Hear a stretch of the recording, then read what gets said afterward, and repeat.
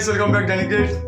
তো গাইস এপ্রিলের মাস চলছে, বাইরে প্রচন্ড গরম, ওইদিকে দেখাচ্ছি না, বাইরে প্রচন্ড গরম, চামড়া ফামড়া পুড়ে যাচ্ছে সত্যি কথা বলতে। তো এই গরমকে আজকে গালি না দিয়ে এটাকে কাজে লাগাবো। উপরে একটা ফ্রাইং প্যান দিয়ে রেখেছি, আধ ঘন্টা হয়ে গেল, তেতে গেছে প্রচুর। তো এটাকে ভাঙবো, তবুও দেখবো ভাজা হয়নি, রোদের তাপ কাজে লাগাবো সৌরশক্তিকে। চলো গাইস এই মাত্র ছাদে এলাম, বাইরে প্রচুর রোদ আর যেতে ইচ্ছে করছে না। টিউবটা কথা দিতে হবে, একটা আধ ঘন্টাকে দেওয়া আছে ফ্রাইং প্যানটা। বাইরে হচ্ছে 35°C আর এটা আমার 70 হয়ে গেছে পেতে।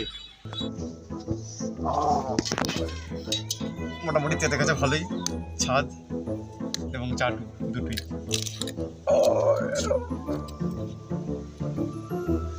কোনো কিন্তু আওয়াজ হয়নি, ছ্যাক করে হোক কিছু আওয়াজ হয়নি। এটাকে আমরা এবার আসবো, 2 ঘন্টা পর আসবো, কি হয় দেখবো। কোনো আওয়াজ ফাজ হলো না, ডিমটা কি নষ্ট হলো না কি? তোকে মানে 2 ঘন্টা পর আসবো, দেখি ভাজা হয় কি। গাইস 1 ঘন্টা পর চলে এসেছি, আর দেখবো ডিমটা ভাজা হয়েছে কিনা এই রোদের মধ্যে। দেখো দেখো এদিকে, এটা ডিম, তো টट्टी है।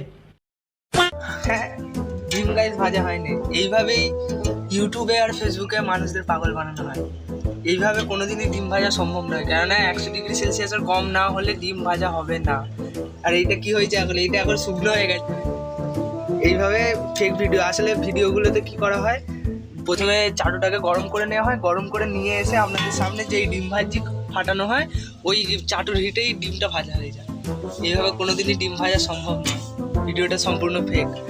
এটাই দেখানোর ছিল, এটাই দেখিয়ে দিলাম আজ, যে এইসব কিছুই হয় না। এগুলো সোলার কুকার আছে, তার মধ্যে জল জিনিস সেদ্ধ হয়, কোনোদিনও ভাজা জিনিস হয় না, সেদ্ধ জিনিস হয়। কিছু ডিম যদি সেদ্ধ করার হয়, সেটাও তারও ভিডিও আমরা নিয়ে আসবো, ডিম সেদ্ধ।